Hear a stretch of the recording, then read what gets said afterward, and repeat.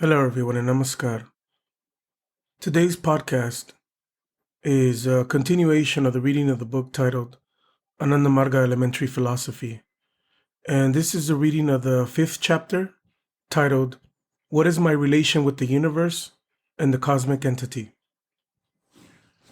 Nirguna Brahma is the supreme rank of Brahma, and this status is attained when consciousness is not under the qualifying influence of Prakriti.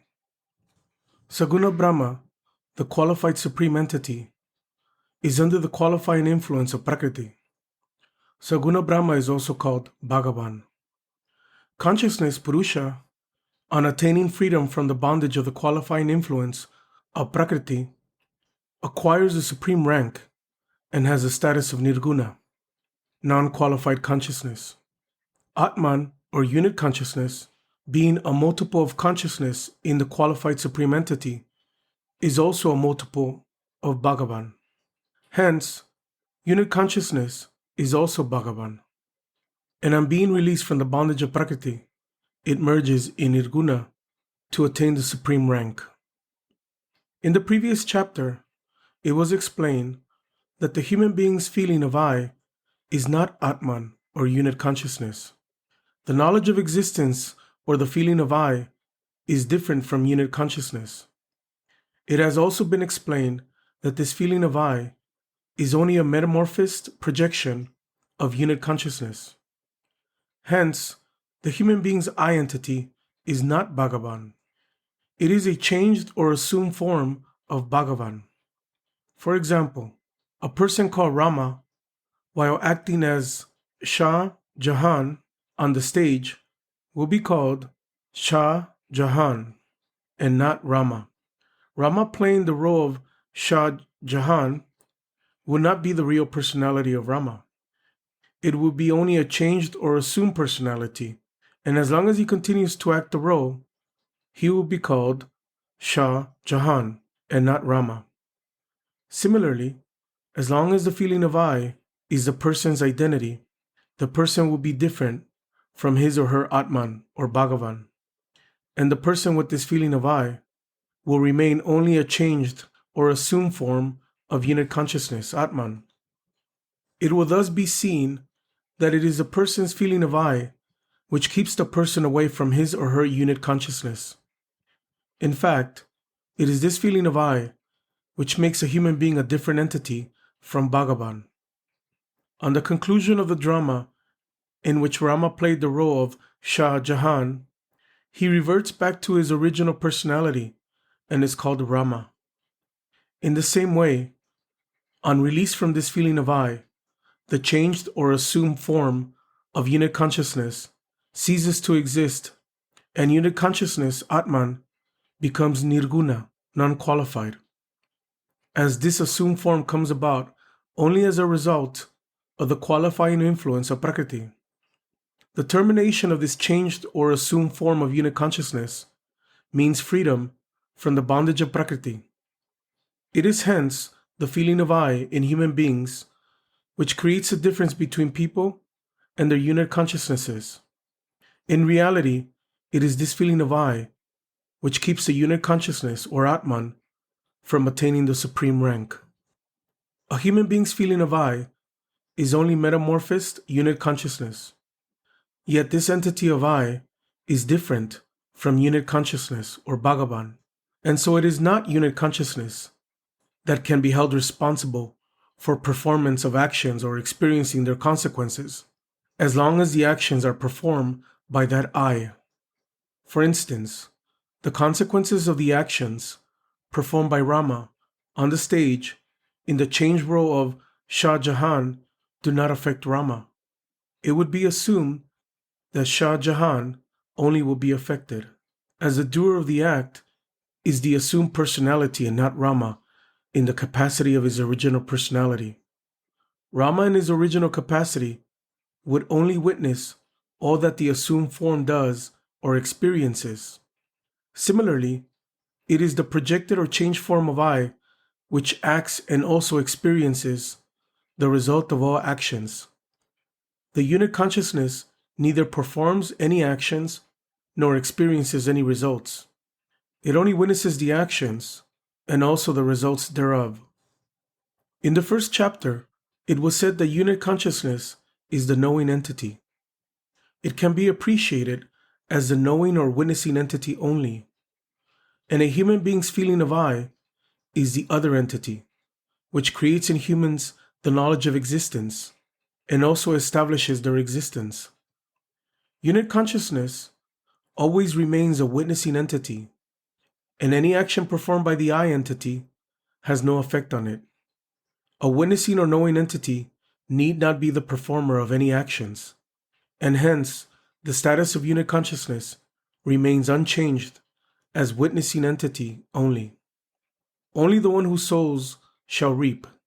Hence, only the entity termed as the feeling of I will experience the results of all actions, as this feeling is the originator of all actions. The witnessing entity or the knowing entity remains only a spectator without experiencing any results, as it does not work.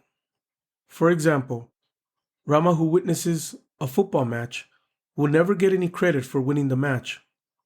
Only the player, Shyama, will be called the winner.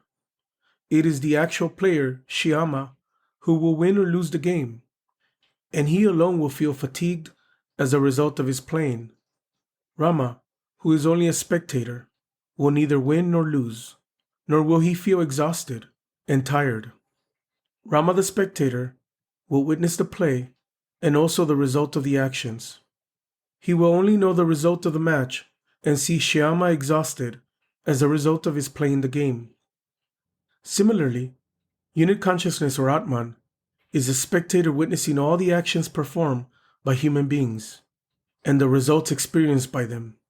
It does not perform any action and hence does not experience any result. Unit consciousness or Atman is only a witnessing force, the all-knowing entity. The human being's feeling of I is Buddhi Tattva. This I gives the idea of the knowledge of existence. It does not give any idea of performing an action. Mere feeling of existence does not indicate that I performs any action, and so it is not Buddhi Tattva which acts. It has been said in the first chapter that Ahang Tattva, which comes into being as a result of the qualifying influence of Prakriti on Buddhi Tattva, is a part of the mind that works. Ahang Tattva, ego, is not Buddhi Tattva, as the former is formed from the latter. It is a cruder manifestation of Buddhi Tattva. It is Ahang Tattva, ego, which works, and it is this only which experiences the results of action. Buddhi Tattva, which is a distinctly separate entity from Ahang Tattva and is merely pure feeling of I, does not perform any action, and hence should not experience the result of actions. On serious reflection, however, no action appears possible without the feeling of I or the knowledge of existence being there. Or who else would make Ahang Tattva work? It is the feeling of I and the knowledge of existence which inspires Ahang Tattva to work. Thus it is seen that Buddhi Tattva does not actually perform any action. Yet, it is because of the knowledge of existence and the feeling of I provided by it that a person is able to work through his or her Ahang Tattva. The feeling of I is therefore related to the performance of actions, and in this way, related to the results of actions also. To illustrate this, we can take an example of two landlords whose dispute results in the free fighting of their people. As a result of this fight, the actual fighters, that is, the landlord's men, will be injured or may even die, but the landlords will remain apparently unaffected. Yet the landlords are responsible for the fight, as it was started through their instigating the people. Hence, apparently the person who works is directly affected. But in fact, the landlords are the persons who will indirectly experience the results of the fighting among their men. They alone will be the winners or losers. Similarly, Buddhi Tattva is also indirectly related to the results of actions performed by Ahang Tattva.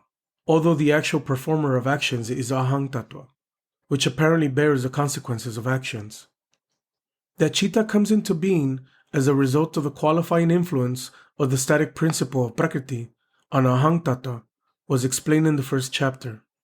It is thus Ahang Tattva which manifests itself in a cruder form as Chitta.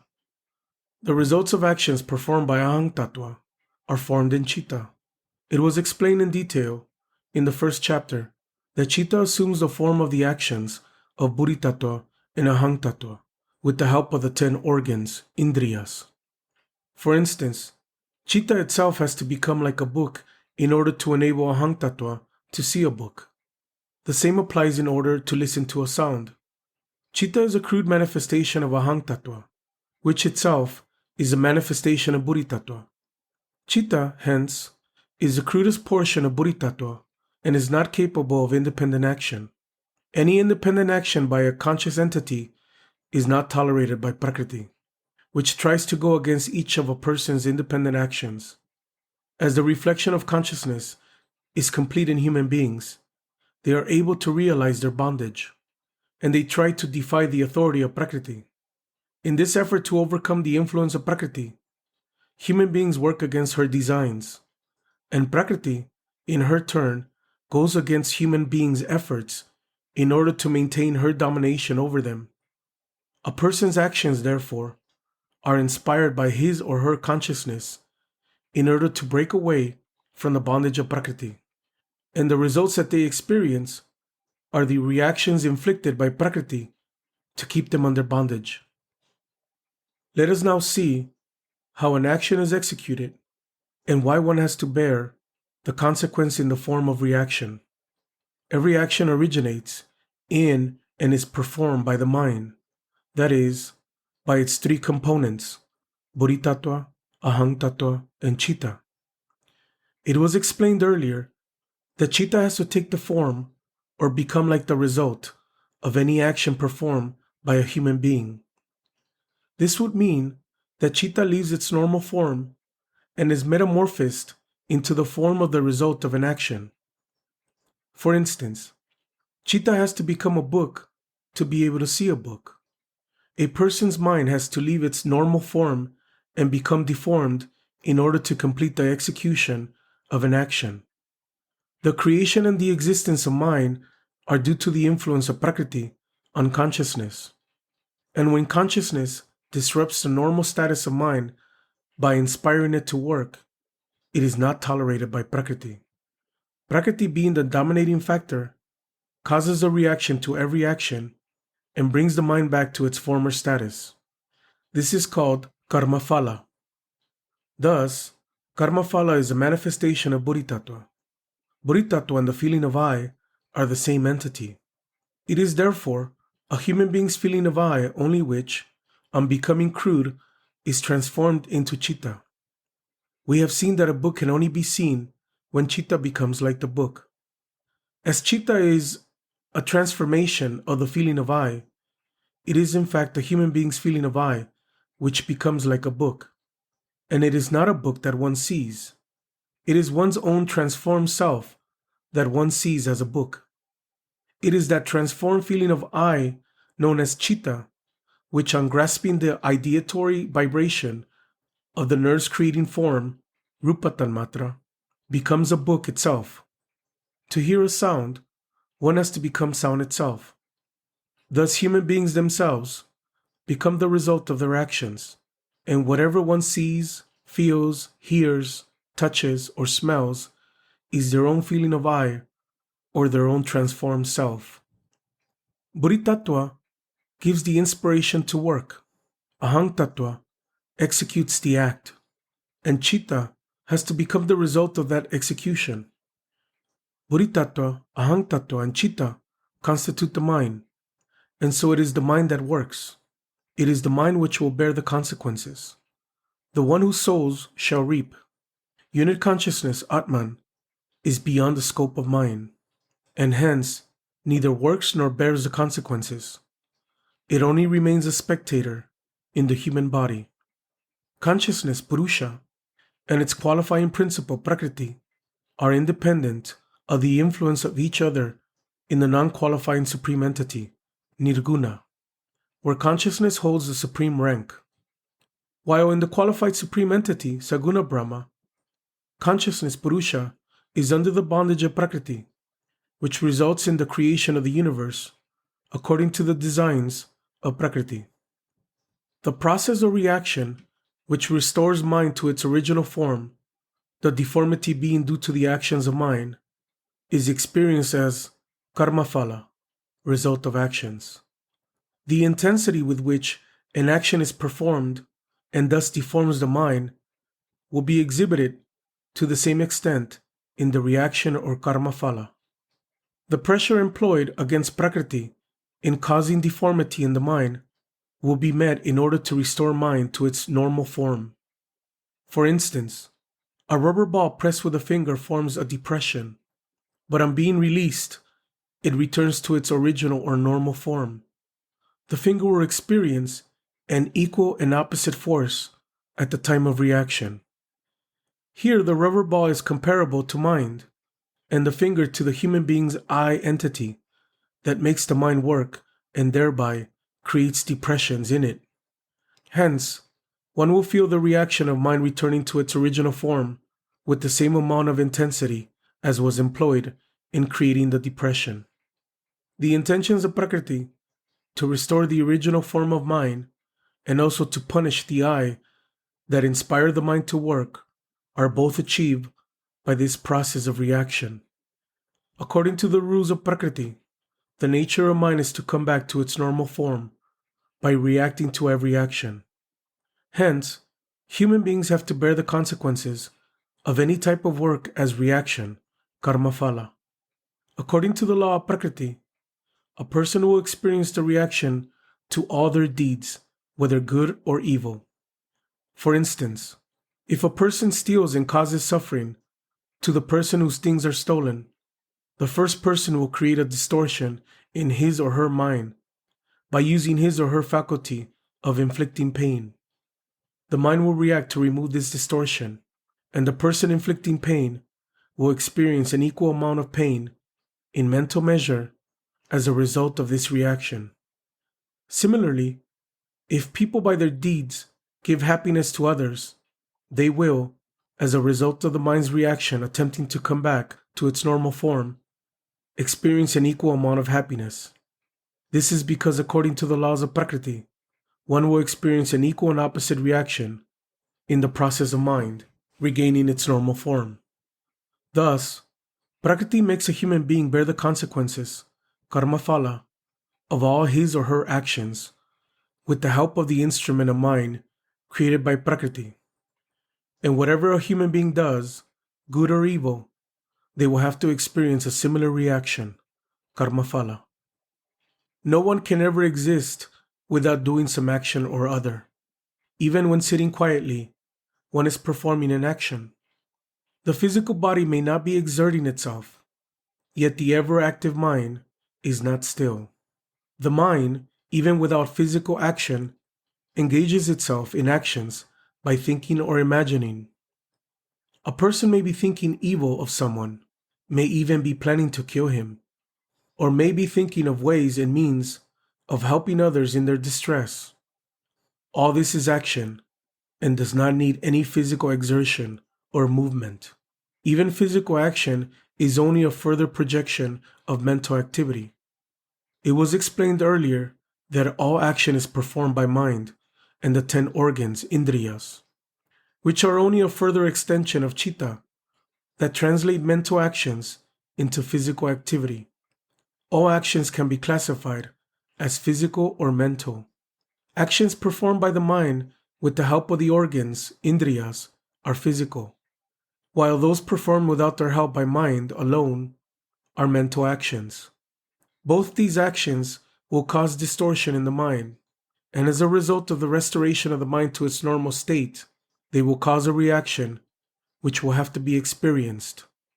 Hence, any action, whether mental or physical, will make the doer experience the reaction, karmaphala. Fully reflected consciousness in human beings makes them realize their subjugation under the bondage of Prakriti. They do not want to continue in this position of slavery, and hence work independently against Prakriti, who in turn keeps on inflicting punishment on them in the form of reactions to their actions. On this earth, human beings alone have fully reflected consciousness, and so no living beings except human beings can work independently. The laws of Prakriti punish only actions performed independently or against her wishes. Those incapable of independent action will, hence, not receive any punishment at her hands. It will thus be seen that except human beings, no living beings experience karmaphala for their actions. Karmaphala has to be experienced for every action, whether a good deed or an evil one. Human beings cannot exist without action, even for a moment, and so they keep on working right up to the moment of their death. This spares no one from experiencing the reactions after death. Only those who work will experience the reactions, karmaphala. No one else can be substituted to experience them. How will a dead person whose physical body has been buried or burnt be able to experience the reactions, karmaphala? This is what the following paragraphs explain. Unit consciousness, Atman, is immortal. It is always unchanged. In the course of its movement, from crude to subtle, unit consciousness is reflected completely in the human body made of the 5 rudimental factors created by cosmic consciousness, Bhuma Purusha. Purusha and Prakriti, consciousness and its principle, are inseparable, and hence, with unit consciousness, Purusha, taking shelter in the human body, its principle, Prakriti, is also there. The presence of Prakriti casts her influence on unit consciousness and provides it with mind. Mind, which is an outcome of unit consciousness, and Prakriti, will exist as long as these two, Purusha and Prakriti, exist. Unit consciousness and its principle, unit Purusha and Prakriti, are inseparable counterparts of each other. Hence, mind will exist with unit consciousness only. It is in mind only that one gets the feeling of I, and as long as mind exists, the feeling of I will also be there. Since unit consciousness is immortal, the mind which is linked to it will not die either, and with mind, the feeling of I will also be there. It will thus be seen that the feeling of I also permeates the physical body when unit consciousness, Atman, takes shelter in a human body. At the time of unit consciousness leaving the body, Prakriti, which is an inseparable counterpart of unit consciousness, also leaves the body. Mind, which is a creation of Prakriti, will naturally leave the body with her. This results in the death of the physical body. Thus, death does not mean the death of unit consciousness and mind. It only means the death of the physical body. Unit consciousness, Atman, and mind merely leave the physical body, which they had earlier adopted as a shelter. This leads to the question of what makes unit consciousness give up the physical body. The unit consciousness could continue its march towards the subtle with the same physical body to emerge finally and completely in the subtlest cosmic consciousness, Bhuma Chaitanya. Human beings' bodies are made of the 5 rudimental factors, which, as we have seen earlier, are metamorphosed, crude forms of cosmic consciousness. The 5 rudimental factors are created during the march of cosmic consciousness from subtle to crude. The human physical body gradually gets created as an assemblage of many particles formed at different stages in that march towards crudeness. There will be some particles in the stage representing the ethereal factor and some at the stages representing the other factors, aerial, luminous, liquid, and solid. Those in ethereal factor have to move on to aerial factor and so on till they become the crudest, which is solid. This is the will of Prakriti, and cosmic consciousness in this creation moves on in this pattern. If this pattern, which is the law of Prakriti, has to be followed, change in the human body is inevitable, and to bring about this change, death is necessary. Assuming that unit consciousness could continue in one body as its shelter till it gets merged in cosmic consciousness. We are faced with the possibility of one body continuing for millions of years, as the chain of actions and reactions may not free the unit consciousness earlier than that. This will result in a total stoppage of the evolution of factors in a body for millions of years, as the chain of actions and reactions may not follow the pattern of creation and laws of Prakriti. According to the nature of Prakriti, the creation has to pass on from subtle to crude, and with the passage of time, in due course, a human being will also have to give up his or her body inevitably. This also shows that the human body is made of innumerable units of the 5 fundamental factors in different stages of creation, which according to the pattern of creation and laws of Prakriti will evolve into innumerable fully reflected unit consciousnesses, with innumerable human bodies as their shelters. Hence, death is inevitable. Everyone will have to give up this physical body. Death only means disassociation of unit consciousness and mind from body. As Prakriti's creation, the mind will always remain with unit consciousness. The individuality of human beings, or the idea of existence, is in their feeling of I, which is a part of mind and always remains with it. We have seen earlier that death is only disassociation of mind from body, and not the death of mind. Hence, a human being's individuality and his or her feeling of I will not die. This I will continue to exist with unit consciousness as long as the influence of Prakriti keeps on maintaining the mind. The moment Prakriti ceases to have her influence on unit consciousness and is unable to maintain the existence of mind, this I will also cease to exist. Human beings' individuality and their I will no longer exist, and that will be emancipation, mukti for them. One works with one's mind and experiences the reactions, karmaphala, also with the mind. It is mind which converts mental action into physical activity with the help of the 10 organs, indriyas, and it is mind alone which experiences the reactions, karmaphalas, as pleasure or pain.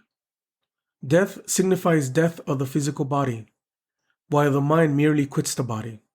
The mind which performs all actions and bears their consequences survives to experience the reactions of the actions performed up to the very moment of death. The question about the entity that should experience the consequences of actions does not arise. Mind is the entity which acts and that does not die. Hence, it alone will have to experience the reactions, karmaphala. Mind is subtle, and it has to take the help of some crude base, adhara, to be able to perform actions. The crude base, adhara, is the brain of the human body, and it is with the help of this base, adhara, that our mind is able to work. Mind and brain are so closely connected that one cannot work without the other. The brain without the mind ceases to function, and similarly, if the mind's base, the brain, is not in proper order, the mind will not be able to work. A dead person's body has a brain, but it does not function because it is dead and there is no mind in it. Similarly, when a person becomes unconscious or is made so with the help of anesthesia, his or her brain becomes non-functional for some time, with the result that the mind only does not work, as its physical base, the brain, is not fit to function. The unconscious state is not the state of death, and so neither unit consciousness nor mind leaves the body.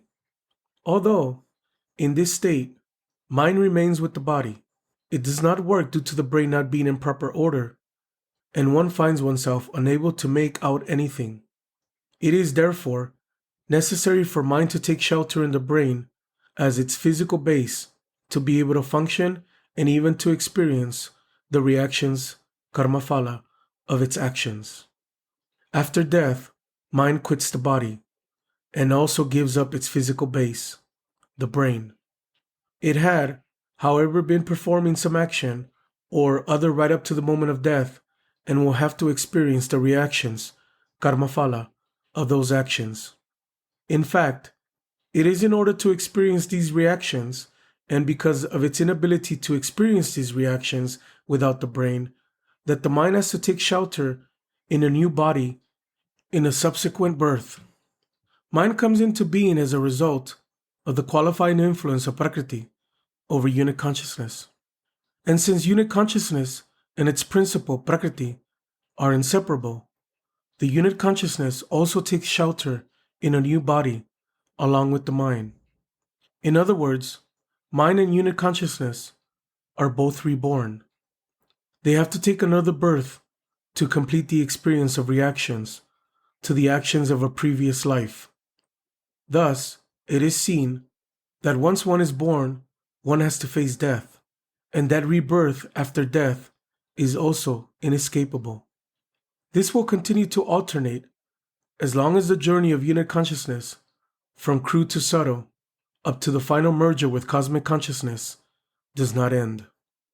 Unit consciousness may have to continue this journey for an infinite period, and it will have to keep on taking shelter in new bodies after discarding the old ones.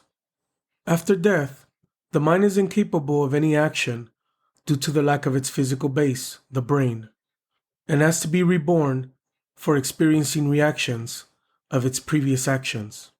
Hence, the concept of hell or heaven, where human beings are supposed to proceed after death, is entirely incorrect. It is believed that one experiences all the pleasures in heaven as a result of one's good deeds, and pain in hell for one's evil deeds. But pleasure and pain cannot be experienced by the mind, which in the state after death is a non-functional unit, until it acquires a new brain at the time of rebirth. Conception of a world of heaven or hell after death is a greatly mistaken fantasy. There is no other world where heaven and hell exist. It is in this mortal world only that one has to be reborn to experience the pleasures of heaven and the sufferings of hell. Rebirth also shows that there are no such things as spirits or souls that become ghosts, pretatman. If rebirth has been rationally accepted, the question of the existence of ghosts does not arise. It is due to mind's incapacity to work and experience reaction that it has to be reborn along with unit consciousness. This shows that mind cannot experience any reaction till it is reborn after death, and hence cannot feel pleasure and pain without its physical base, the brain. Either rebirth or the existence of ghosts can be accepted, not both together, as the two are contradictory. Rationally, rebirth is bound to occur, as the mind is not able to perform any function or experience results or reaction without a brain, which it can only acquire with a new body on rebirth. If mind can function without a brain, it could carry on intuitional practice for the onward march towards the merger with cosmic consciousness in its existence after death. But that is not so. Mind can never function without a brain. It is because of this characteristic dharma of mind that rebirth has to be accepted, and the existence of ghosts denied and considered only imaginary. Since at death, unit consciousness and mind leave their physical shelter, mind, due to the absence of a brain, becomes non-functional. While still alive, a human being's mind becomes non-functional in the state of unconsciousness when the brain, the physical base of the mind, ceases to function for some time. The state of unconsciousness and that of death are similar, except that the former is momentary, and the mind loses awareness of the environment, but does not quit the body.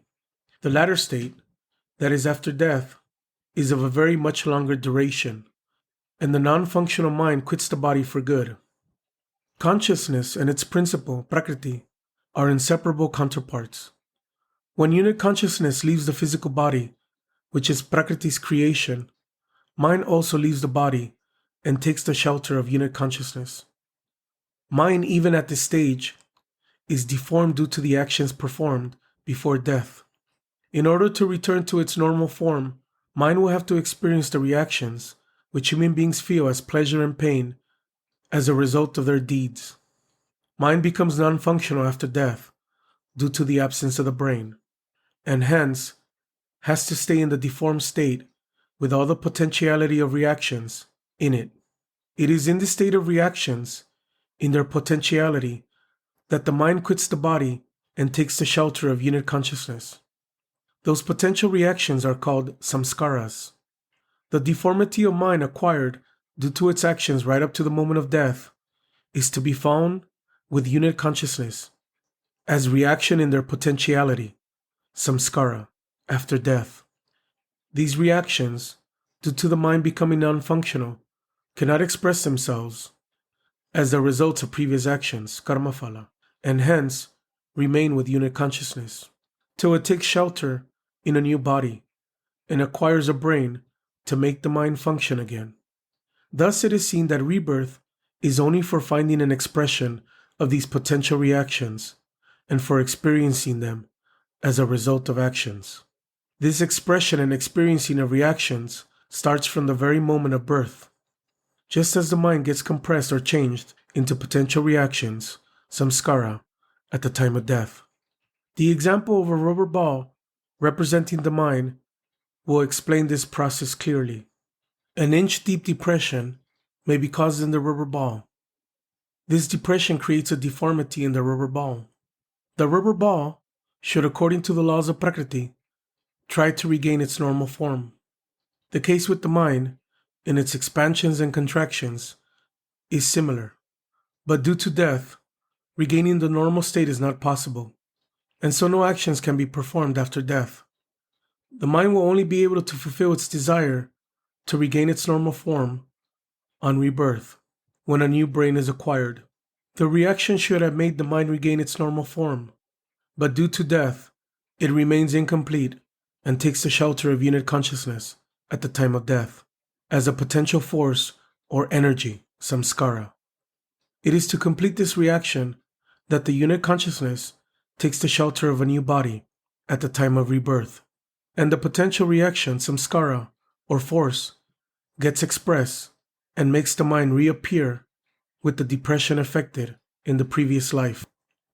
Action, whether good or bad, causes deformity in the mind, and in the process of regaining its normal form, one experiences as reactions good results for good deeds and bad results for bad ones.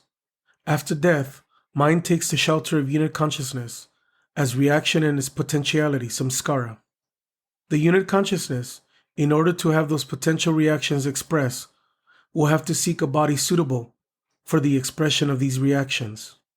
For instance, Rama dies, and his mind takes the shelter of his unit consciousness, Atman, as reactions in their potentiality, samskara.